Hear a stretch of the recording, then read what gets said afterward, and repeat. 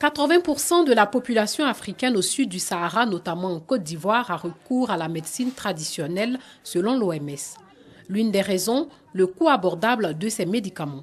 Cependant, cette médecine souffre de l'absence d'un cadre juridique et réglementaire, ce qui pose la question de son intégration dans le système de santé ivoirien.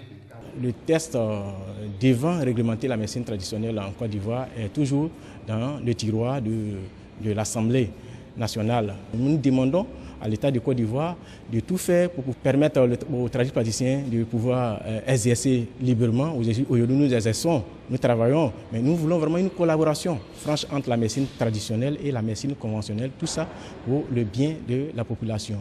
Selon la présidente de la Commission Sciences, Recherche, Technologie et Environnement de l'Assemblée nationale, une réactualisation des textes présentés par la tutelle s'avère nécessaire. Et de les remettre sur la table des députés à travers, bien sûr, l'exécutif, pour que nous puissions examiner très rapidement ces textes-là. En tout cas, nous rendrons fidèlement compte au président de l'Assemblée nationale pour que même à notre niveau, nous puissions faire des propositions de loi parce que c'est un secteur qui a besoin d'être encadré, qui a besoin d'un cadre réglementaire pour son efficacité. La médecine traditionnelle a pourtant fait des progrès et elle génère en moyenne 150 millions de francs CFA par an en Côte d'Ivoire avec 15 cabinets d'orientation agréés.